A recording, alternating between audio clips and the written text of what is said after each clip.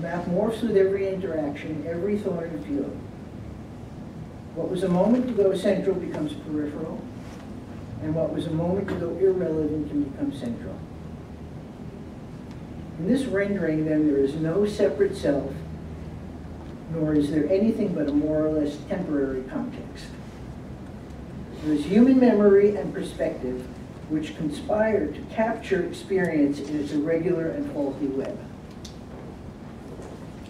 Mattering is often said to depend significantly on context, and a lot of my work has been about that, and probably yours also.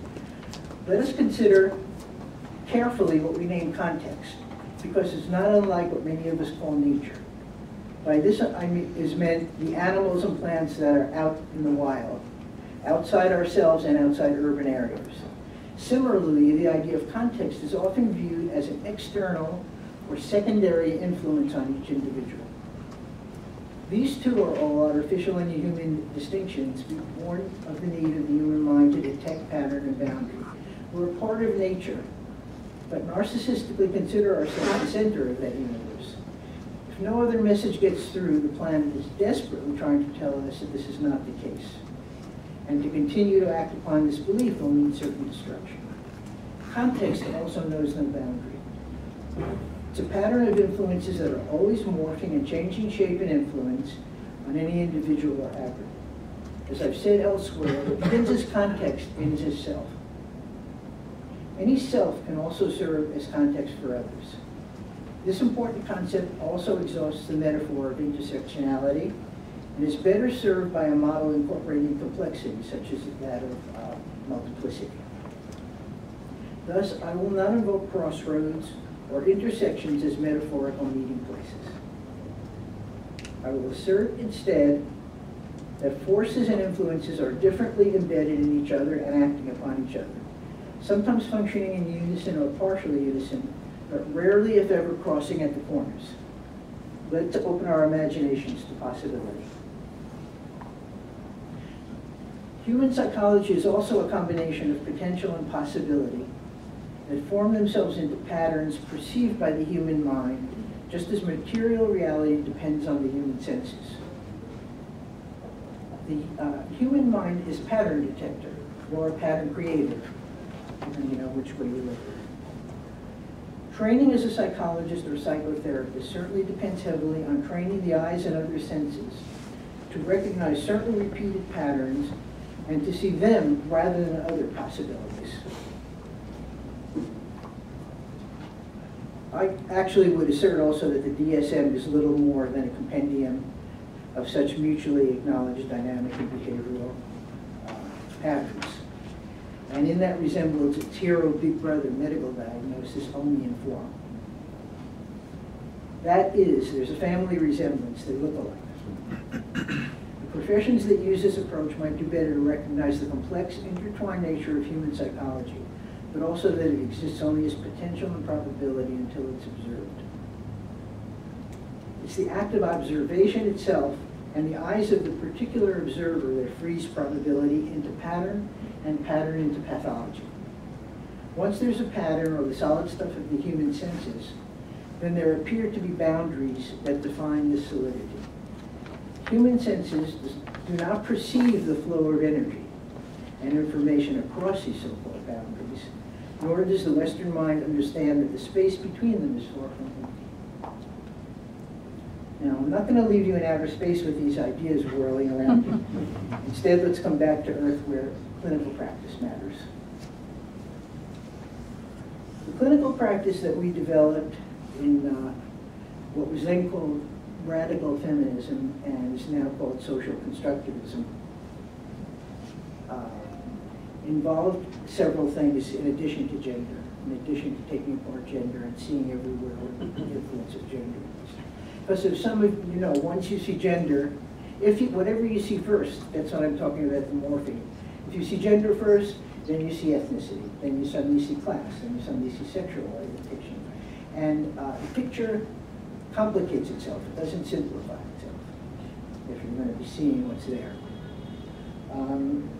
So we worked with a few simpler principles in the early days of trying to deconstruct the psychotherapy that we found and reconstruct another one that was more reflected our experience, which is what most of us do in this field, is reconstruct a system that seems to reflect our experience. It's worked for us, so it'll work for other people. One of the first things that we did is to try to equalize the power differential. There's a tremendous power differential in psychotherapy.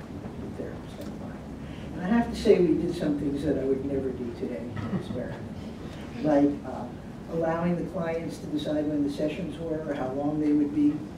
Like going to their home instead of having them come to our office, and experimenting around with trying to see what would happen if you equalized power and gave the clients the ability to say how much they wanted to pay, or have them pay what they earn for an hour rather than what we earn for an hour. You have to be very dedicated to do it. But that's what we're trying to do is as much as possible equalize power. And the reason for that was that we felt that power was part of the problem coming from the outside. That part of the so-called individual pathologies that people were experiencing were really as a result of them not having power in the larger society. And in that day, we were also naive enough to try to take on the larger society. So we couldn't all look around and see that we've accomplished some things, and we have a lot of unintended consequences that have happened also.